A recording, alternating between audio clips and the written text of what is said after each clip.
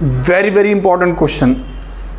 बहुत से ज़्यादा बच्चे इसको तो कर ही नहीं पाएंगे, मिस्टेक करेंगे, बिल्कुल करेंगे। अरे डोमेन और रेंज का जोड़ी ऐसा है, the range of this function. प्यारे बच्चों, इस फंक्शन का रेंज निकालना है। अब बच्चा इसको डोमेन की तरह ही करेगा। तो मेरे लाडले बच्चों, कैसे कर रहे हैं ध्यान से देखो।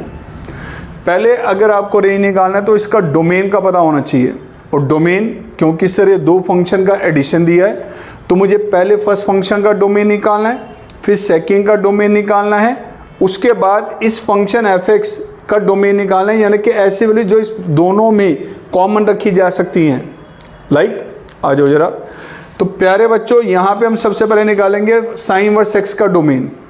साइन इनवर्स x में x की कौन सी वैल्यूज रख सकते हैं सर? -1 से लेके 1 तक सबको पता है। सिमिलरली सेकेंड इनवर्स x में डोमेन क्या होता है? x की कौन सी वैल्यूज मार्क की जा सकती हैं?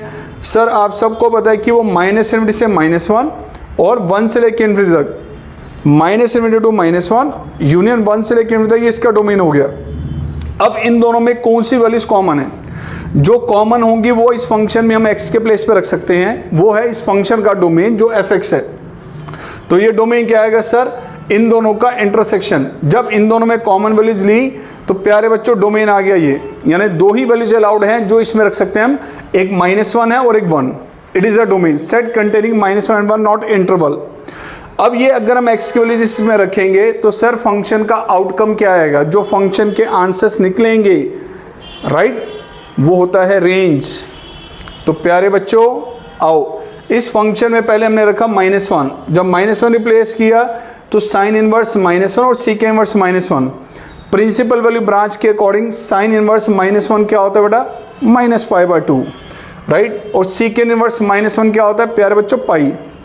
तो ध्यान रखना सर, इन दोनों की प्रिंसिपल में निकाली तो -π/2 और पाई ऐड किया तो इसको रिजल्ट आ गया बेटा हमारे पास π/2।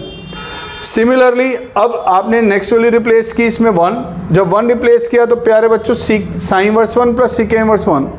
साइन इनवर्स 1 होता है π/2, second inverse 1 principal value limits, principal value branch के अकॉर्डिंग उसका आंसर क्या होता है सर?